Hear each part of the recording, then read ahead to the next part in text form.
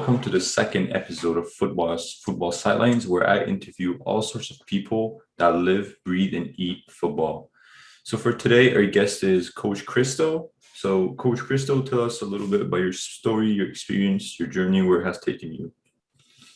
Hi, so I'm Coach Christo. I was born in the States, but fell in love with soccer, football, while I was living over in Greece. I lived in Greece, I went to Greece every summer as a kid, always would play soccer in the park and stuff. When I was 11, my family moved over to Greece to live there more permanently. I played for a first division academy for a couple of years. From about when I was 12 until about 16. Then I joined a men's team at about 16, played there for a while, played as high as the third division in Greece, had a very, very brief stint at a Division I college in the US, then went over to the UK to play in some lower divisions there for teams like Alsager Town, Eastwood Hanley, a couple others as well. Played for my university futsal team as well, kind of started that. I was there the first year we had a futsal team, and we were very successful. During my playing career, I also got into coaching. I've been coaching for almost half my life. I'm 27 now. I think the first official coaching job I had was when I was 14, and I volunteered for a town team, literally right down the street actually from where I am now. So I volunteered for the town team, figured out that I really loved coaching as well. So since then I've done a lot of coaching. I ran a summer camp myself when I was 14. I started coaching in England when I moved over there, got my coaching badges in England, moved back to the States because I had a couple, serious injuries, and playing wasn't quite as important as coaching at the time. So I moved back to the States, started coaching club and for some school teams in the US, and yeah, it's been great. That's great. So if I get this right, you started off with Greece at the first division academy team. Yeah. For 16 years, and then you went on to England. And then you went to the US? Yeah, so obviously it's a little bit jumbled up. That's like the basic timeline. In between that, in between Greece and England, I was in the States for a little bit. And obviously I have family in the States, so I'm back. I was back most summers for at least a month in between there too. And obviously, it's all a bit jumbled up. That's the general timeline though. Oh, that's totally fine. So you said you got into coaching very young, right? Yeah. So do you have any advice for people like myself that would like to get into coaching in the future? Yeah. So I think I'm actually thinking of doing a little video on this or something at some point, because I think a lot of athletes kind of they tunnel vision on what they're doing. Obviously, you need to be very dedicated. Obviously, you need to work very hard, but how much are you training a day? Like if you say at the absolute most you'd be doing, you're training like 5 hours or something. Obviously, if you've school and stuff, that's great. That's going to eat up a lot of your time. But most people have time to do other things. You probably have an hour and a half, 2 hours, 3 hours a week to volunteer as a coach for a town team or, a club team, or even organize, some pickup games or something. And all of that, it's a great way to get in the door. Obviously, when I was 14, I was, I wasn't getting paid for the position I had as a coach. I was actually assisting my dad, who was the head coach of the team, with a friend as well. But I was there every session. It was only, I think it was an hour twice a week, and then a game on the weekends. I was playing while I was doing this. I was doing my individual training while I was doing this. I was going to school while I was doing this. But even just a little bit, just to get you in the door is so important. So yeah, that would be my first thing I would say is volunteer a little bit of your time. Even if it's just an hour a week, just to get in the door. And then from there, I would also say that getting your coaching badges is important. There are some issues with how the system is set up and all of that. But if you can figure out paying, or maybe having the club you volunteer with or a team you coach with helping you to pay to get your coaching badges, I think it is super beneficial for people who are looking to get into coaching. And it's a great thing to have, especially later down the line if it becomes your job.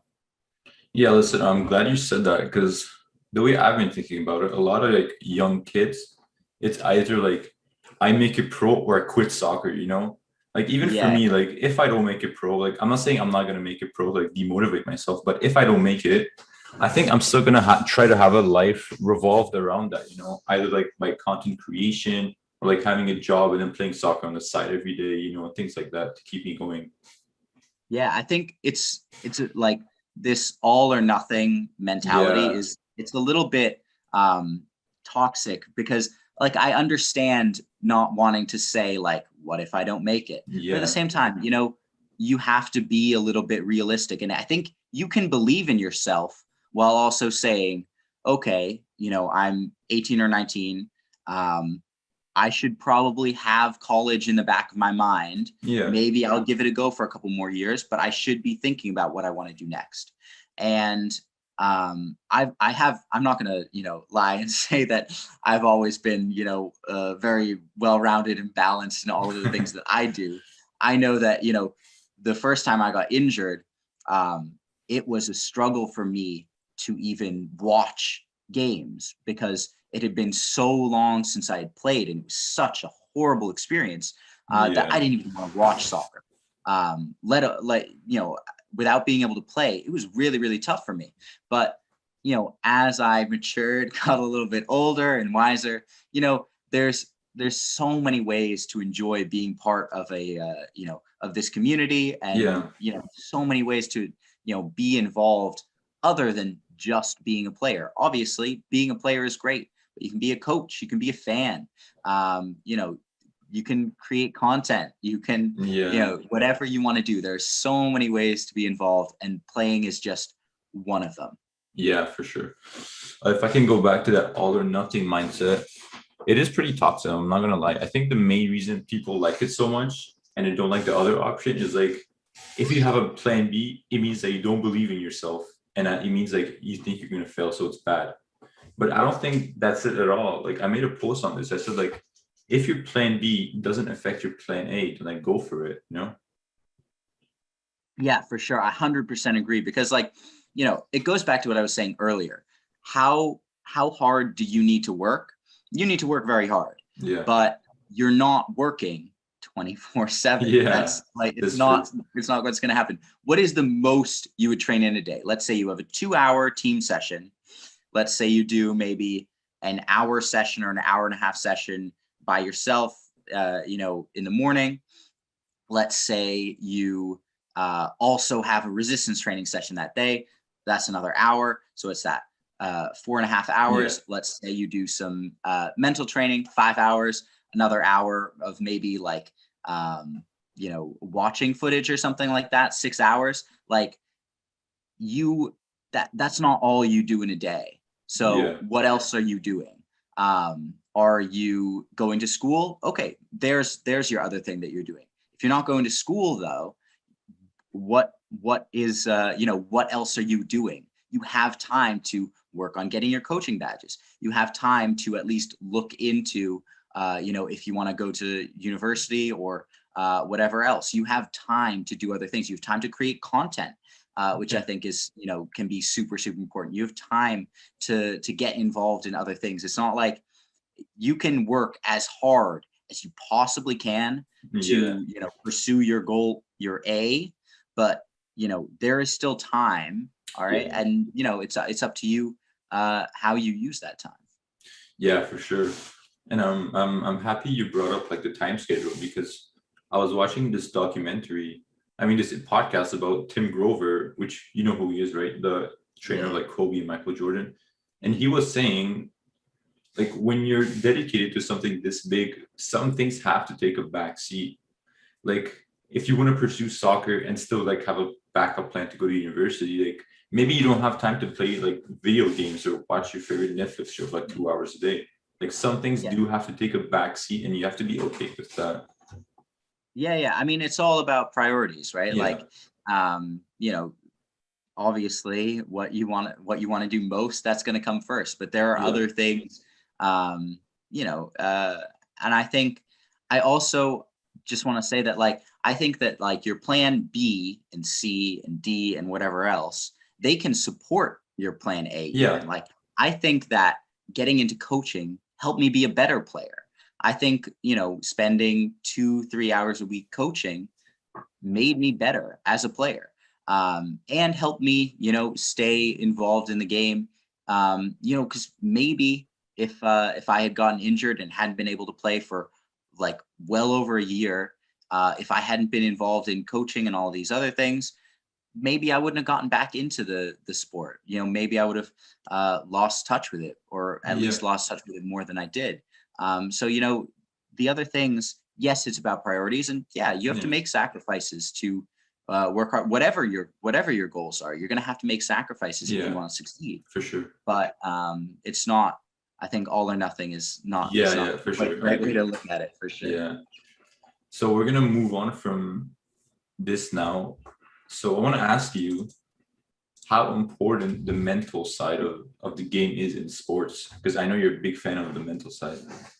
Yeah. So for me, it would have been the most important thing as a player, Okay. because the thing that I struggled with most was lacking confidence, feeling, you know, extreme nerves before any time that I had to compete. So for me, it was the most important thing. Now, I don't think that it's the most important thing for every athlete out there. Yeah, I for sure. think that, yeah, I think that for some athletes, you know, what do you need to do to succeed? Some athletes need to get fit. Some Yeah. athletes need to, you know, just be better athletes. They need to be Yeah, better it's like technically. it's not the same thing Yeah, for every athlete. It differs for yeah, for players. sure. And so I think, you know, it's important to know, you know, some players will need very little mental training on top of their, you know, technical and physical work. Yeah. But some players, that needs to be, you know, a main focus. Yeah. And for me, uh, I can only really think of one coach who ever really discussed this stuff in any depth with me at all. And even that, you know, we were focused a lot more on the other sides of the game.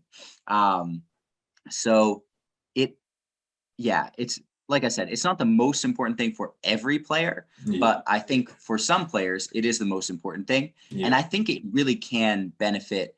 I think it could benefit any athlete. And the reason that I talk about it so much is because I don't see other people talk about it enough. Whenever a coach, or even, you know, there are some really, really good content creators out there, Yeah, but for sure. a lot of the time when I see like motivational sports content, for someone who isn't confident, they're not telling them anything except believe in yourself, be more confident.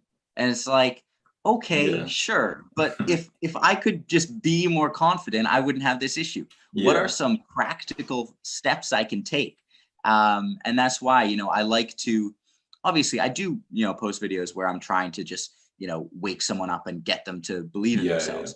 But at the same time, I like to give athletes things that they can actually do, because it's not just about, you know, just believing in yourself. You can't think your Yeah. way into being confident. It takes work.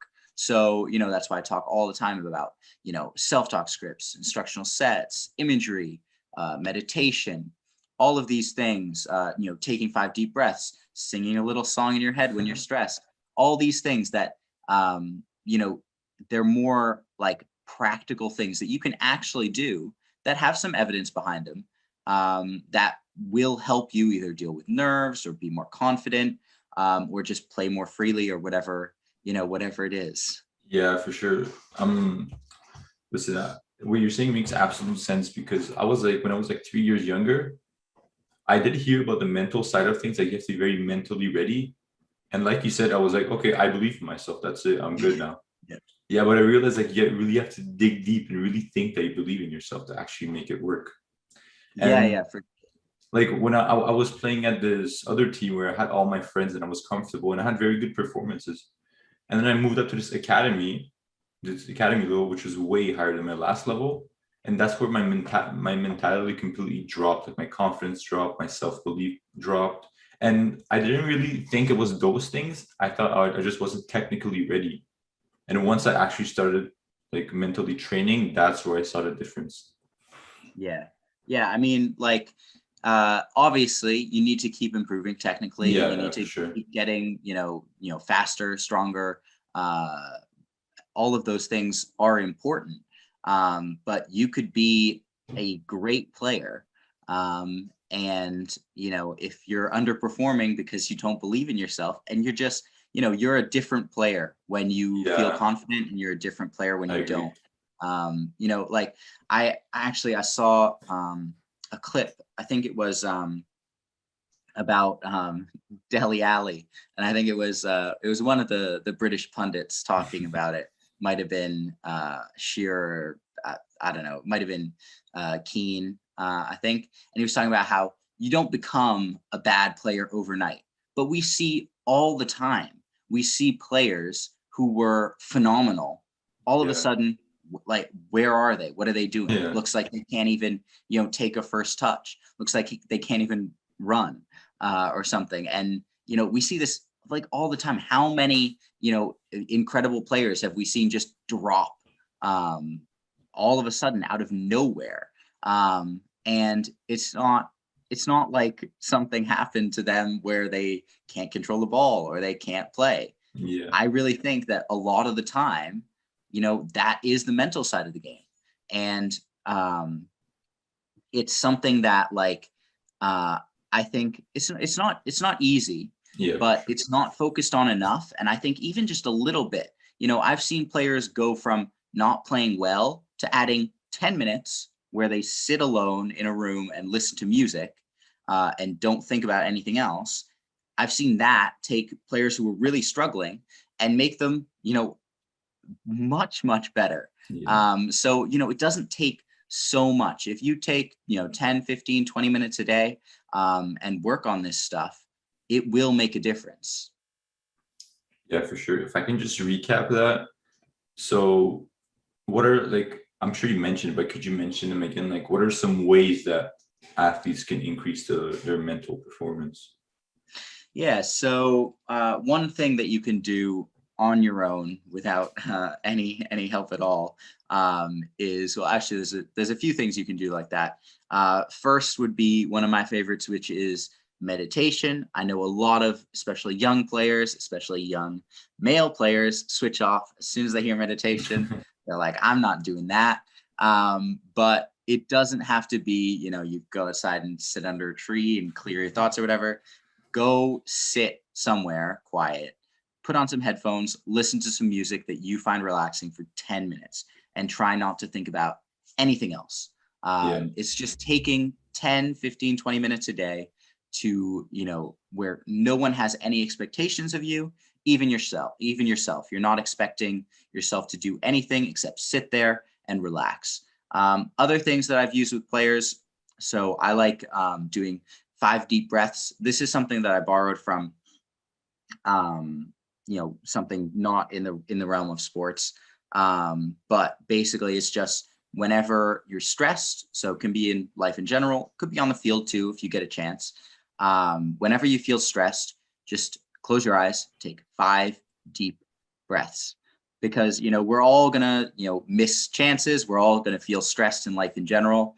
But it's very easy to overreact, so, you miss, it's the end of the world. I'm not going to be able to play well the rest of this game. Everything is ruined. Or, I think everyone has that moment where something very small goes wrong, just like in their daily life, like they, I don't know, spill their drink or something. And it's just been one of those days where everything's gone wrong. yeah, And you do something really small, or you stub your toe or something. And it's like, I can't even deal with this anymore today. Just close your eyes, take 5 deep breaths, and, bring yourself back and realize that, okay, I overreacted a little bit. It's not the end of the world. It's going to be okay. And then another technique that this is my favorite one, which is, I was taking a penalty once in a cup final. And this is like the moment that made me realize that the mental side of the game was so important. And so I was taking the penalty. I volunteered to take the penalty. I was super confident, walked up, put the ball down on the spot, and all of a sudden it was like, what is going on? My legs were felt like jelly. I was dizzy, couldn't even stand up really. It was crazy. And of course I missed the penalty. No, there was no question. You guys end there. up losing that? No, we actually won. Oh, okay. That's good then. So yeah, I know it probably would have been 10 times worse if we had lost. But even then, sure.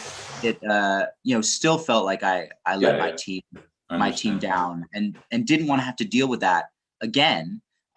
So yeah, what I do now with players is I use this specifically on penalties. You can also use it, in general. It's kind of similar to the 5 deep breaths technique.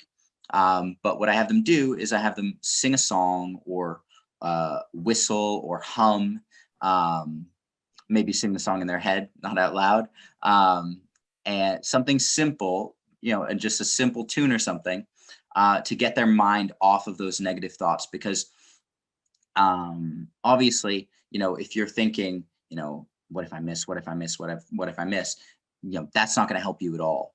But at the same time, trying to think of positive things can go wrong very quickly. So if you're trying to think like, I'm definitely going to score, I'm not going to miss, but what if I miss?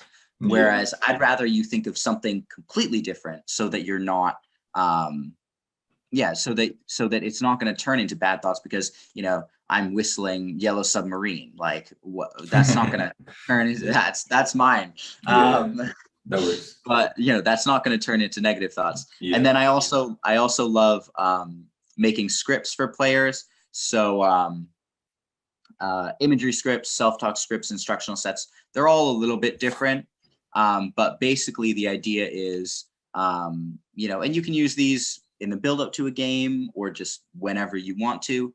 But basically the idea is kind of similar to the, to singing a song where you don't want to, if I tell you, so a lot of people say, do positive self-talk. They say, do positive self-talk, go away, sit down and be like, I'm a great player. I'm going to win this game. I'm good at this. I'm good at that. I'm doing this. But it's very easy, at least I found, for those thoughts, or if you're thinking about a game and trying to go through all the good things you're going to do in a game, what if you think about something negative? Because it's very easy to do that. Our thoughts get, I don't know how other people's minds work, but, a lot of us get distracted very easily. So if you're trying to think, okay, I received the pass, I played it there. Oh no, it wasn't a good pass. I like to write scripts because I want to make sure that those thoughts you're thinking, your positive self-talk doesn't turn into negative self-talk. Is that basically, sorry to yeah, no, that's fine. Is that basically visualization? So, imagery visualization, that's kind of, that's one type of script that I write for athletes. So it'll be taking you through maybe the warm up, the game, how it goes. So that kind of helps you feel okay, I know I'm going to play well. I just thought about this for 5 minutes. I went through the whole game, what I'm going to do. So, now I feel confident. And then self-talk scripts are usually a little bit more general, basically just talking about how good of a player you are. So I'll tailor it to a specific person. I'll talk about what they've accomplished. I'll talk about their playing style. I'll talk about what they're going to do in the future. And those athletes can use kind of almost as meditation if they want to, whenever they're feeling a little bit down. Yeah. Imagery, usually I'll use in the build up to a game to, maybe a big game or a trial or something like that, to make an athlete feel like, of course I'm going to succeed here because, I already know exactly what I'm going to do. Yeah. And then instructional sets, kind of similar. I found that for most athletes, either imagery works better or instructional sets work better. And instructional sets are, instead of telling you kind of what's going to happen, like through imagery, they kind of, it's like almost like telling you exactly what you're going to do in a little bit more of a direct way. So you are going to do this. You are going to succeed this way. This is how hard you're going to work. This is how dedicated you're going to be. So I found that I prefer instructional sets for myself. Imagery has been helpful for a lot of people that I've worked with. It's not my favorite for me personally. So like I said, individual training, maybe not all of these strategies will work for every person. I'm actually sure that they won't, but different strategies will work. You try meditation, doesn't work. That's fine. You've also, come up with a self-talk script that you can, read to yourself, or maybe it's a video you can watch. You've also, tried 5 deep breaths. All of these things, some of them are going to work. Not all of them, but some of them will work. And the ones that work, they'll have an impact on how you play. Yeah. Yeah, if I can add on to that, for me, what has been working is imagery or visualization. So what I usually do is I just basically sit and kind of meditate, and then in my mind, I just like I make it think like I'm at a field that I recognize, and then I'm playing, and then it's just me performing very well and stuff. So yeah, I think like the first 3 days you keep doing that, it becomes hard because you keep like going out of focus, and then you have to come back in. But as you do it more, it becomes a lot easier to just let it play like a real game, like it's real life. Yeah, for sure. Yeah, so now I'll keep going if you want to say something. No, it just, it's it's going to take a little bit of time, just like with anything. You're not going to become good at meditating or something overnight. It takes a little bit of time. Yeah. So the next topic, which I'm pretty uneducated about because I haven't done it, which is the playing gap between like North America and Europe. Like you've played there at those levels, right? Yeah. So like how big is the gap between Europe and North America in terms like the quality of the overall players? So in terms of individual players, I'd say it's not as big of a gap as people think. When you put teams together, so even if, let's say, the best team I played for in England or the best team I played in Greece, even if the individual players, if you separated them out, they're probably better than players I've played with in the States. But when you put them together in the team, the gap widens like astronomically. I think that it's just a different philosophy over there. And yeah, so I think the US has good players. Obviously, there are problems with the system that definitely need to be fixed. And I think we could have a lot more better players if things weren't so much about money all the time. Obviously, I've talked about pay to play before, and I'm not a fan of it. I don't think that we're going to have leagues like in Europe, but I do think things could be a lot better in the States. And I think we can develop a lot better players. But the biggest gap for me in watching teams in the States, playing for teams in the States, and then doing the same in Greece, in Europe. I trained with some competitive teams in Spain and Germany as well. And the gap when you put those players together on a field and actually play.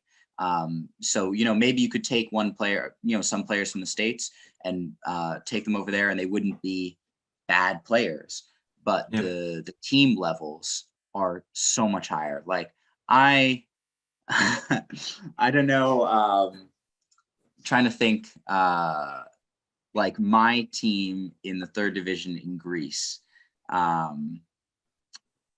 I wonder how well we would do in the States, because I have a suspicion that it would be better than a lot of teams in the States. So it's MLS. What are the second and third divisions? Is it I don't know about US. I think it's like USL and then USL? like Yeah, and then USL UPSL two. maybe. Yeah, Yeah, yeah. something like that. So like I have a suspicion that a team, even in lower levels in England, or even Greece, or Germany, France, Italy, um, would do like so much better. Not necessarily because the players are better, but because the team is better. This is something I talked about a little bit with the men's national team, and I haven't watched them, an insane amount. I prefer to watch other games most of the time, but I think a lot of players focus on the individual players so much, whereas I think we have decent enough players to compete at a high level. I don't think anyone would dispute that. We have good Yeah, players in decent leagues yeah, in for in sure. Europe, right? And they hold their own individually. Yeah, As a unit, though, hopefully they'll do better. yeah, They had their big win against Mexico a couple weeks ago, so hopefully they'll do better going forward. yeah, But I really do think that as a unit, it hasn't come together for them, and that's what I see with a lot of teams in the States.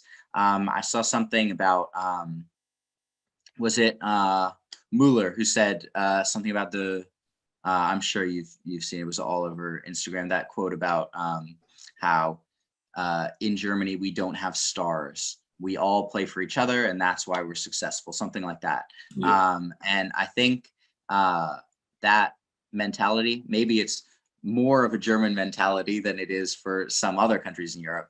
But I think if you take that and bring that over here, where I think the individual players, from what I've seen, even from very, very young players, all the way up to 18-year-olds, all the way to through high school, college, professional players.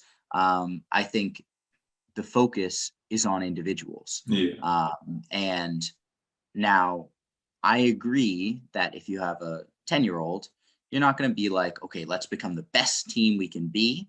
You're going to be like, okay, let's become the best players we can be, because yeah, you're not going to be playing together in 5 years. I want to help you be successful, whatever teams you play on in the future. Now I understand that.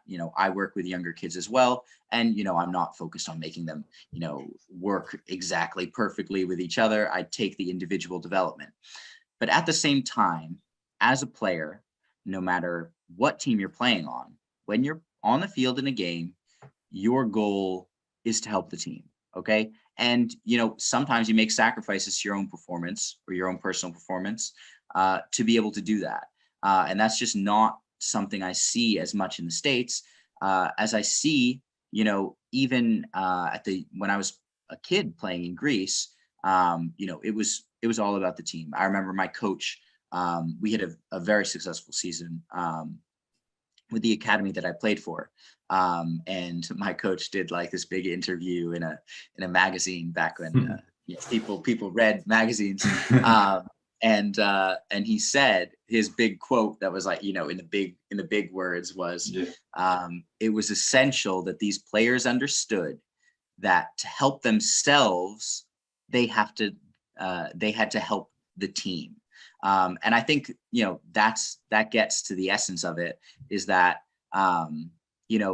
when I'm telling players that they need to be better teammates, when I'm telling players that you need to pass the ball, you yeah, need to support your teammates, you need to put yourself in positions, even if you don't end up getting the ball. yeah, It's not about helping the team as much as it is, well, for the younger players, it's about helping you, because whatever yeah, team you play for, as you play at higher and higher levels, those bad habits that you built of never passing because you knew your teammate was going to mess up, yeah, or not putting yourself in good positions because you knew you weren't going to, be passed to, or you knew your team was going to lose the ball. You need to just make good decisions and be a good teammate, because at the end of the day, that will help you when you go play for a higher level.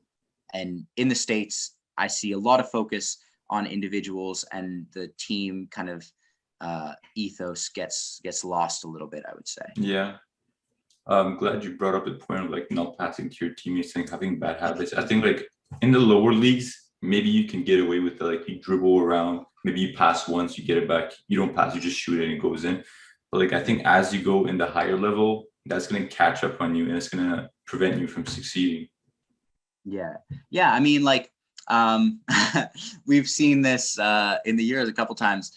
The goal Cristiano Ronaldo scored the other day, tap in. Yeah. Because the other player one-on-one with the keeper and chose to pass to him. You do that every single time. Yeah. Doesn't matter if you're not passing to Cristiano Ronaldo. So I made a TikTok the other day where there were two passes that gave their teammates semi-open nets to score instead of the player shooting themselves. In those situations, it's the right decision to pass. Doesn't matter who you're passing to, you pass there every single time. Yeah. And that kind of just illustrates that. I think that to help yourself be a better player, you need to be a team player, because it's a team sport and you won't go anywhere alone. The best way to succeed as a player is to be on a successful team. So make your team successful. Yeah, for sure. That's some of the best advice I can give to players. Yeah, you're making some really great points here. And that really opened up my mind that it's not like the individual player that's making the difference, it's the whole team in Europe and USA. Yeah. One thing that I wanted to mention is the pay-to-play system. Now, listen, I'm for sure against it. Like, I think it should be fixed as soon as possible, even though we might not see it be fixed that soon. But I think a lot of kids are trying to use it as an excuse, like, oh, it's pay-to-play. I'm not even going to try. Like, it doesn't matter. I'm not going to make it. But I think there's always like a way you can try to make it. Like you said, go to tryouts, and if they can't offer you discounts, just don't go. Or if they can offer you discounts, then boom, you made the team. Yeah, I mean, like it's definitely tough. Yeah, for sure. Because some players don't have the money to play for club teams, and if you can't play for a club team, it's very hard to be successful in the States. So getting on a club team is a priority, and club teams cost a decent amount of money. Yeah. But what I said about how, go try it for the club team, wait for them to tell you that they want you, and then tell them, look, I can't pay this much, or I can't pay at all. And if they say no, okay, make sure you've tried out for, 5, 6, 7, 8, as many club teams as you can in your area, because there are a lot of club teams. And most players who go to a lot of tryouts and are quality players, most clubs will want them, and they'll be willing to make an exception for a couple players. So using it as an excuse, like any player has excuses. Cristiano Ronaldo could have had excuses. Messi could have said, oh, I'm never going to grow taller than 5'6" or 5'5" or however tall he is. Why? I'm not going to be a pro player. I'll just give up now. Everyone has excuses. And, some of them are worse than others. And sometimes it is really, really hard. But I'm sorry. I don't care about your excuses. Everyone has them. You just need to figure out a way around it. And there are ways around it, for sure. The pay-to-play system, I think, collectively, people in the soccer community can try to change that. I know I'll advocate for changes to be made, but on an individual level, it's up to you to take responsibility for your life. Pay to play isn't going to change in the next 5 years. It's not going to change in the next, I won't go further than that. Hopefully we can make some changes, but it's not going to change if you're, 14 and watching this or listening to this. It's not going to change by the time you graduate high school. So, you need to figure out a way around it now. And there are ways if you get a little bit creative and, work hard. Yeah, I totally agree. There's always a way around it. Now, I wanted your in opinion on this, which might be the first thing that we disagree on, which is I think you already know, like stretching and foam rolling. So like, what do you Uh, think about that? all right. So, based on what I've seen, um, foam rolling doesn't provide any additional benefits if you do a good warm up before you exercise and a good cool down. So if you want to foam roll, be my guest. Yeah, I was forced to foam roll when I was a player. I found it absolutely miserable. Um, and I for and I think based on the evidence, it's a waste of time if you warm up and cool down. So if you enjoy it, now that's fine, and you can do that. yeah, Uh, but I don't recommend it for players in general because, generally speaking, it doesn't provide any additional benefits. yeah.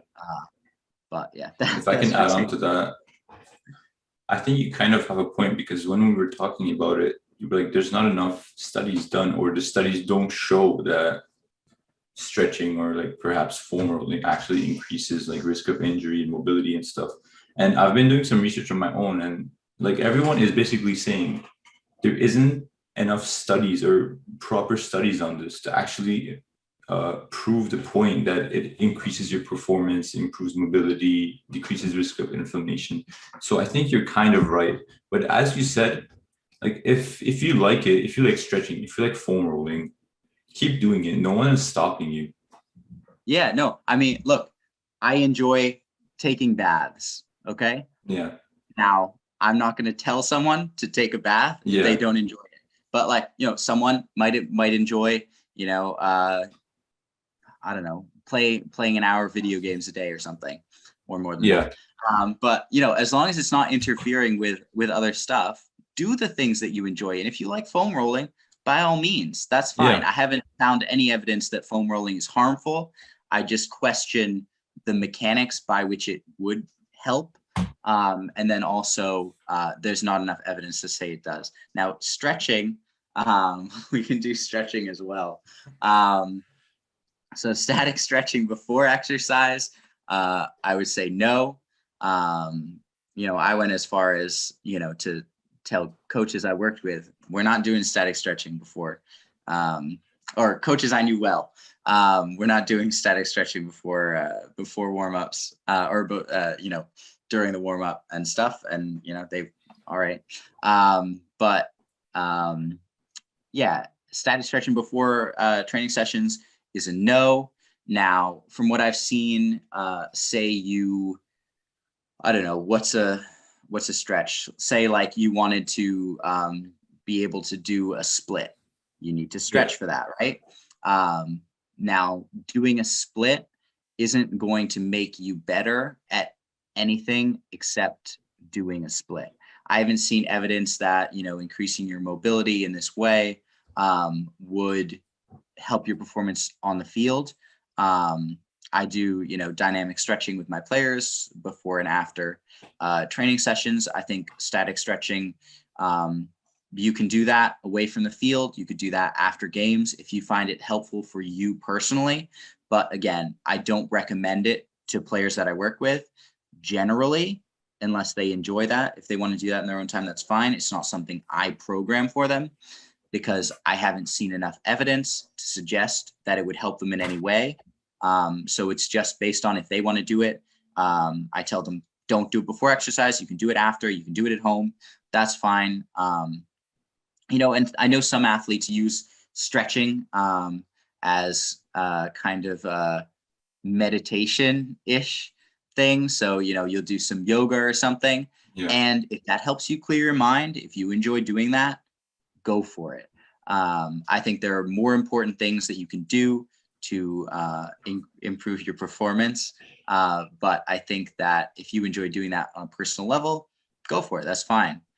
Did you see my what was it from yesterday afternoon? My TikTok. I don't think I have. What was it about? Oh, ice baths, foam rolling, supplements. Like you just straight muscle up like activation. diss them, huh? Diss them? Yeah. So yeah, we can. I'll touch on the other ones really, really quickly Okay. as well, because ice baths, I would say, is probably there's a reason I put that first in the video of things that don't work, and it's because it's actively harmful. So the only time I would recommend a player take an ice bath is if they had a game, and then within Yeah. like 3 4 hours of that game, they had another game. I wouldn't even do it for training session to training session, because if you perform a little bit worse in the second training session, I'm willing to take that in return for better recovery after those training sessions. Yeah. So a lot of people bring up that taking an ice bath reduces inflammation, and helps with uh, yeah, reduces Yeah. inflammation is the main one that I've seen. Now, that inflammation after a training session, that's your body recovering. Like, it's actually important that you do have a little bit of It's like the inflammation. muscle fibers tearing up. It's like when you work Yeah, out, yeah. lose So resistance. yeah, you don't want to kind of get in the way of that process. Yeah. Now, if you're in a game and you like sprain your ankle or something and you want to go off and get some biofreeze and put it on so that you can play again. Now, I wouldn't recommend this for younger players, because I don't want, you to play when you're injured, but I've done that, and if you're playing at a high level, you know, I understand that it's important to play through a little bit of pain. That's fine. So doing something like that as a short fix, go for it. If your ankle or your knee is a balloon, which has happened to me more times than I can count, Wow. like getting some ice on that is not the worst thing in the world. Now, Yeah. I don't think it's the most helpful thing in the world. Swelling usually goes down, but that's like a different situation. But just general soreness after a training session, ice baths are going to hurt your recovery, not help it. Already talked about foam rolling. Yeah. Supplements, like 1% of supplements are effective. I only take 2 supplements myself. I take creatine and I take ashwagandha. I think those are both relatively cheap. They have a lot of evidence behind them. There aren't any other supplements that I'd recommend at the moment. I mean, maybe a few, but I don't think for soccer players at least, I haven't seen any evidence for other ones being super effective. And I think that most of them, you're just kind of throwing away your money. The reason that I take ashwagandha and creatine is they're both relatively cheap, in addition to having a lot of evidence behind them. And then the last one, muscle activation. Very briefly, your muscles aren't inactive; they're just weak.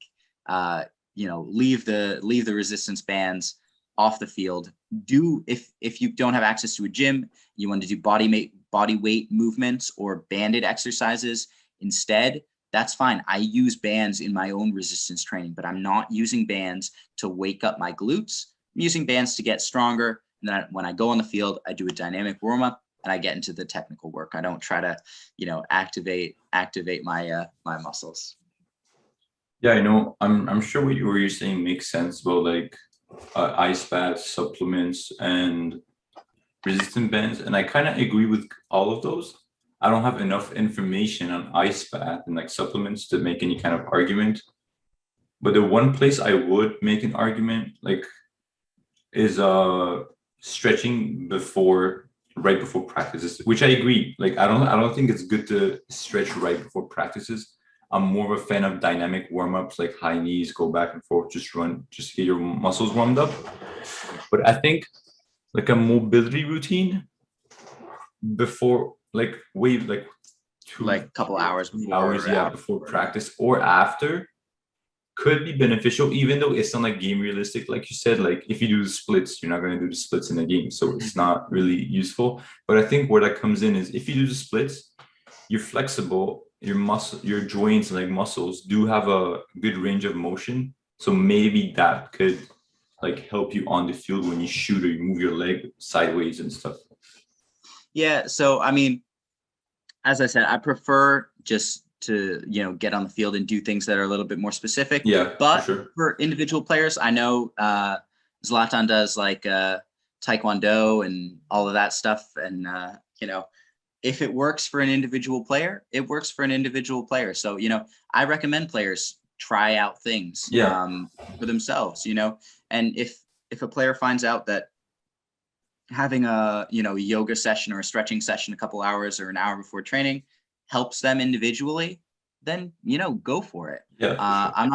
I'm not gonna tell players to not do something that they think works for them unless I know that it is Yeah. harmful. So, if a player is taking an ice bath after training, Yeah. they're my player, I will say, don't do that. Here's the evidence. I would very much like it if you didn't do that for your own good, but I understand if you Yeah, for go away and sure. do that at home. I'm glad you have that mindset. Like, if you Yeah. want, do it.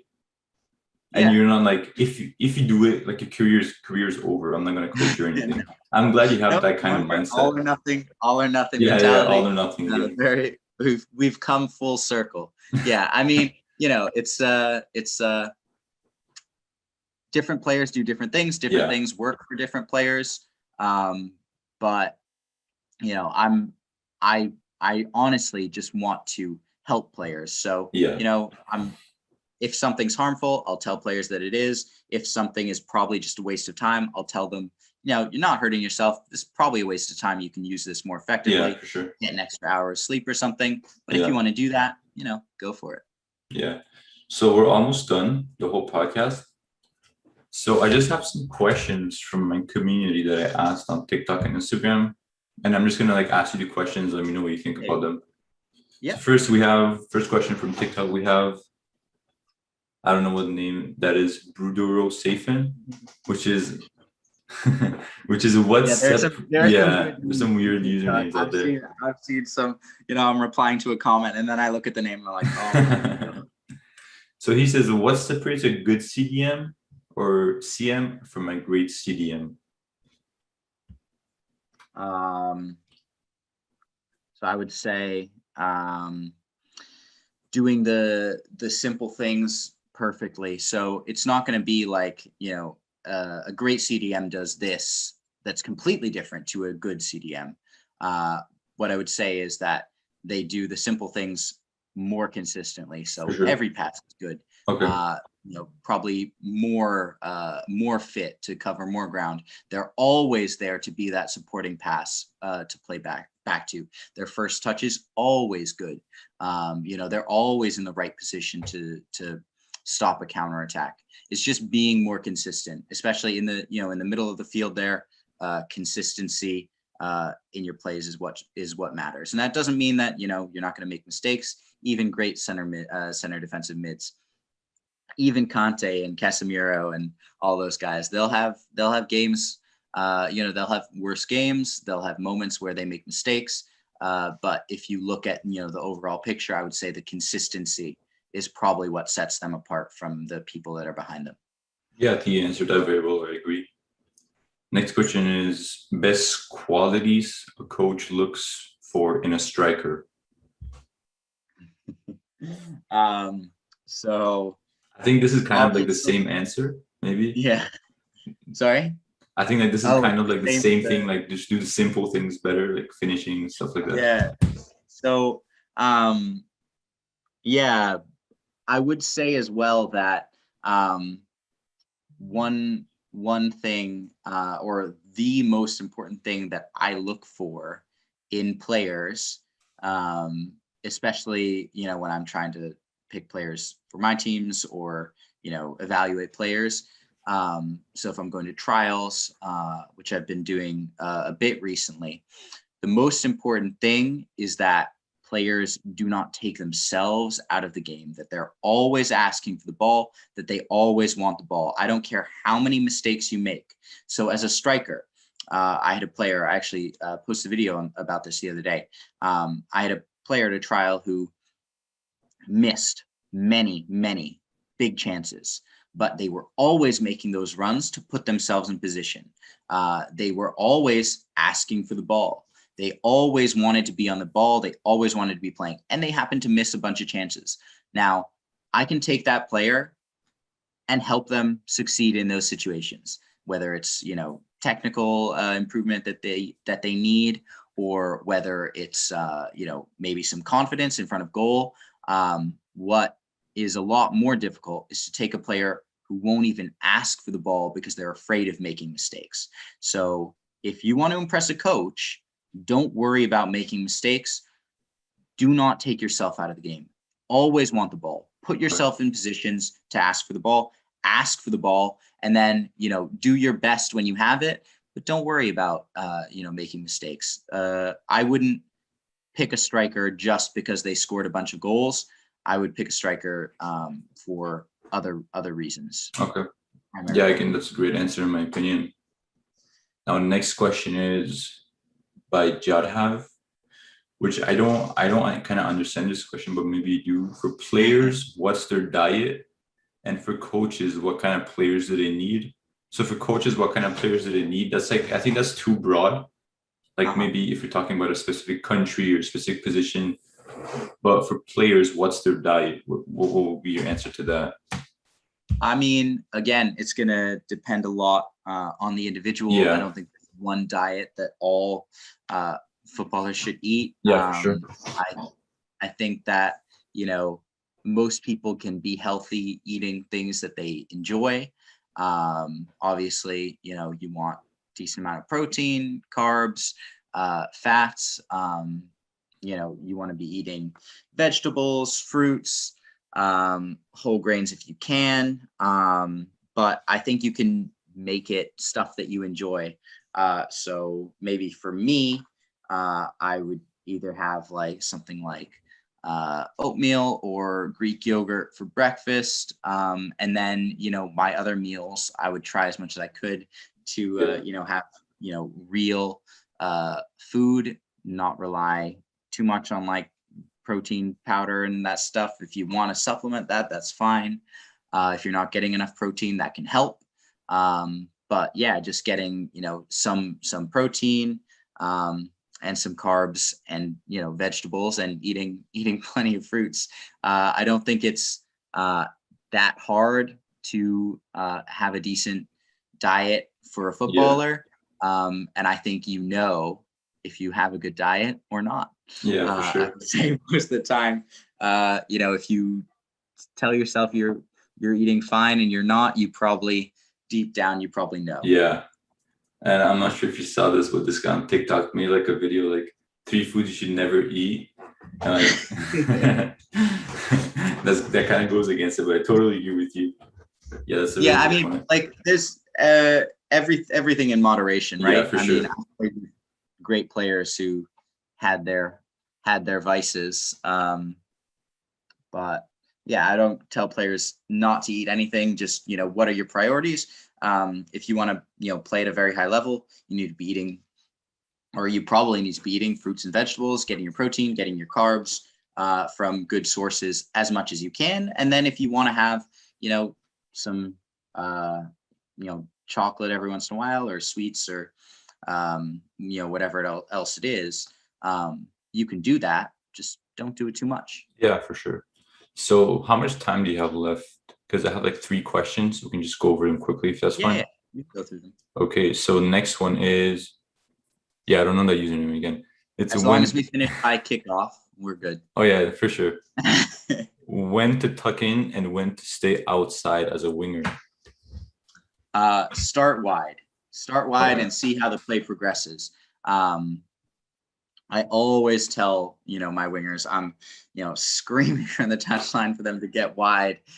Start on the touchline. When your team wins the ball, get wide as possible, unless there's a very good reason to tuck in immediately, because another player is out of position maybe, or something like that. But most of the time, get wide and then see how the play progresses. So as your team moves down the field, that's when you can start to, cut inside.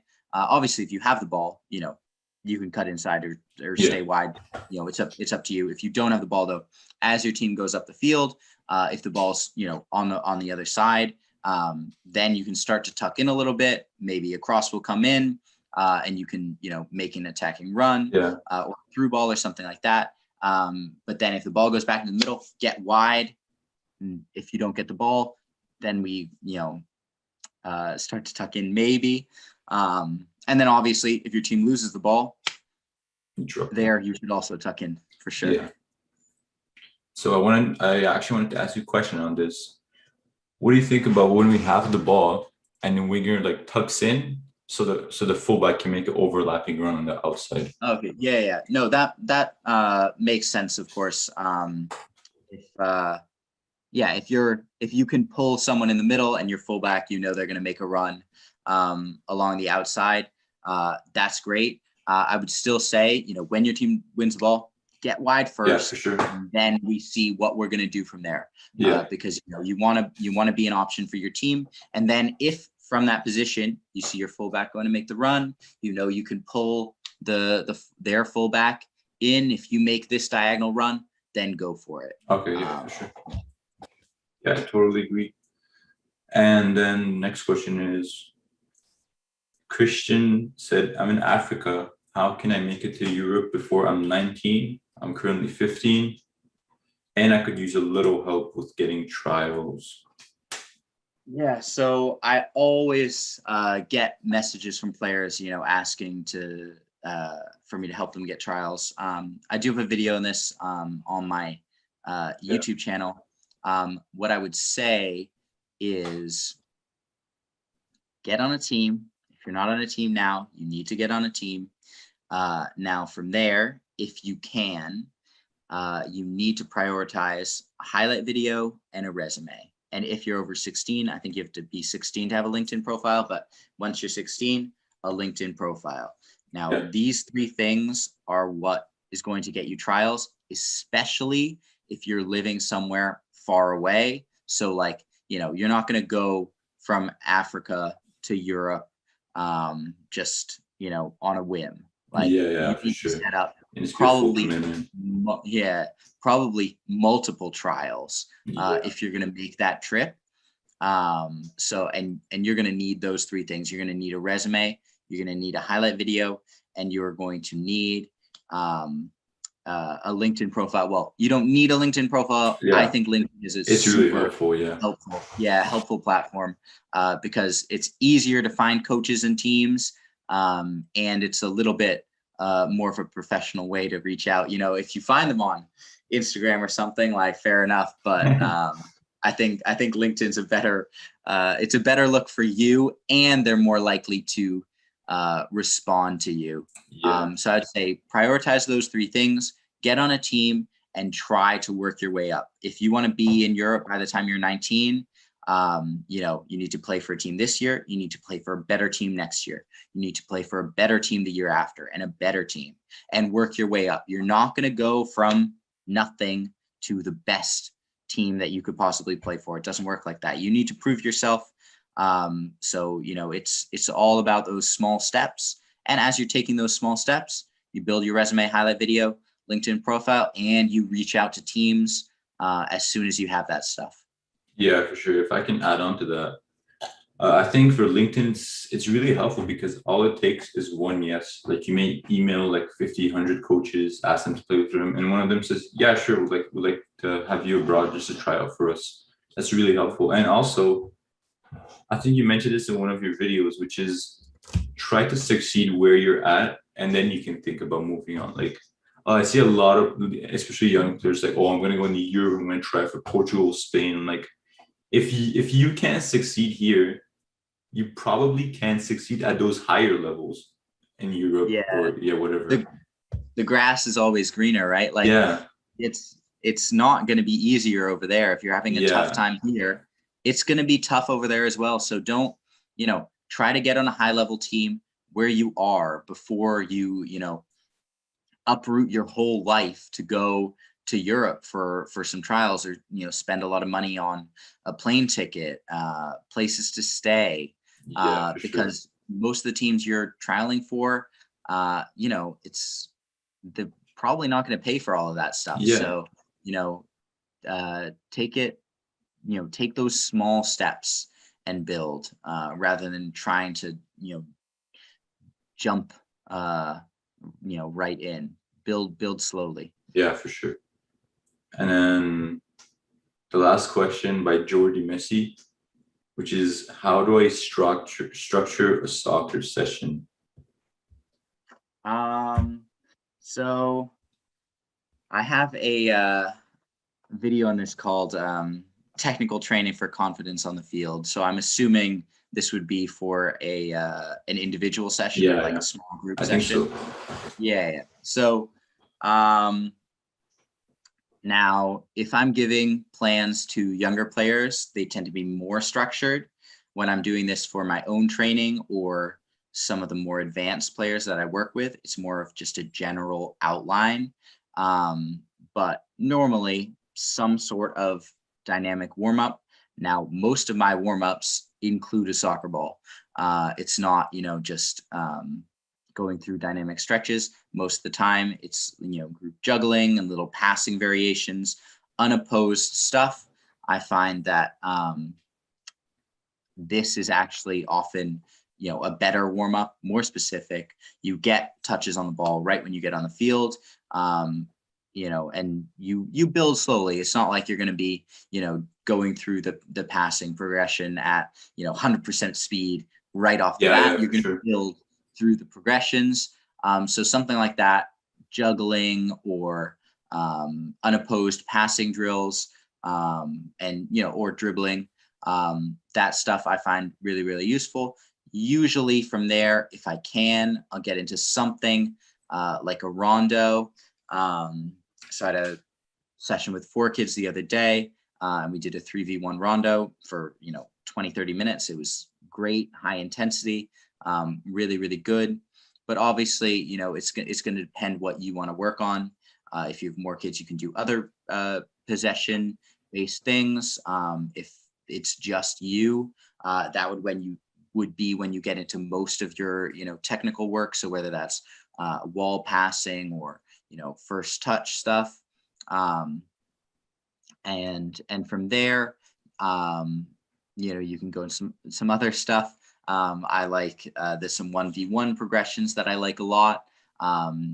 If you have a group, you can set up some really good passing variations to shooting, something like that. And then if you have enough people, I'd always end with some sort Yeah. of opposed work. So 2v2, 3v3, 5v5, whatever you can. Obviously, if you're alone, that's fine. You just extend the technical work, and then if you want to do some fitness at the end, that's where I do it. Not at the beginning, I do it at the end.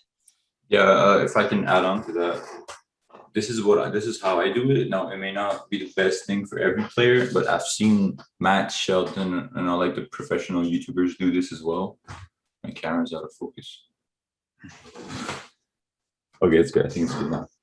So what I do is I just do a warm up, like you said, and in the warm up is one touch passing. All of this is like against the wall. So this is individual, which is two touch passing first, moderate intensity, and then one touch passing. And then I would usually do some wall juggling, which is still kind of in the warm up. And then I would move on to dribbling. So for me, I'm mainly a defender. So dribbling isn't one of my main components where I need to excel. So I would do like one dribbling drill and I would do like 6 sets of it. And then I would move on to some agility stuff. And then I would focus on my main part of the game, which is game scenario drills for like fullbacks and defenders, which I include like all sorts of like passing, turning, pass 1-2, and then turning and play into the other side. And then I would usually finish off with some 2 days out of the week, I would usually finish off with some high intensity interval training for like my stamina and my endurance. Yeah, I think it's a really good point that the bulk of your session should be as game realistic as possible. Yeah. I saw a video the other day where it said what is more important, technical training or game realistic training? And the account, it's a good account. I wasn't trying to put them down or anything, but I made a little joke. I was like, how about technical or how about game realistic technical training? Yeah, for Because sure.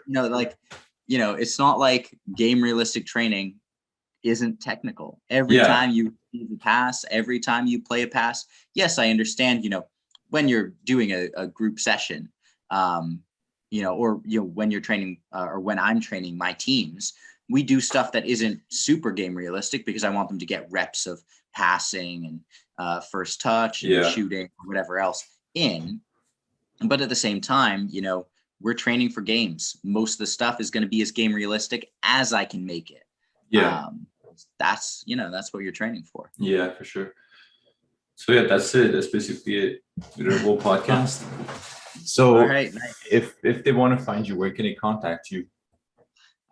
So I'm on TikTok, Coach Christo, also on YouTube, with the same name, Coach Christo. And then you can find me on Instagram. It's Coach Christo Manginis, Manginis. And then also on Patreon, I post full programs, and I do. I've done a bunch of TikTok live training sessions, and the full videos of that. 2 are already on my Patreon. I'm trying to edit the last one, but it's been a bit of a nightmare because I literally deleted the file as I was uploading it to YouTube. But yeah, I post full training plans on there: technical, mental training, resistance training, physical training. I have a full off-season program that I just posted.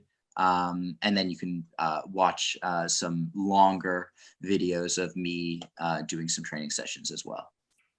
All right. Well, thanks for being a guest on my podcast. Really appreciate it. Thanks for taking the time. Yeah. And that's it. All right. Awesome. All right.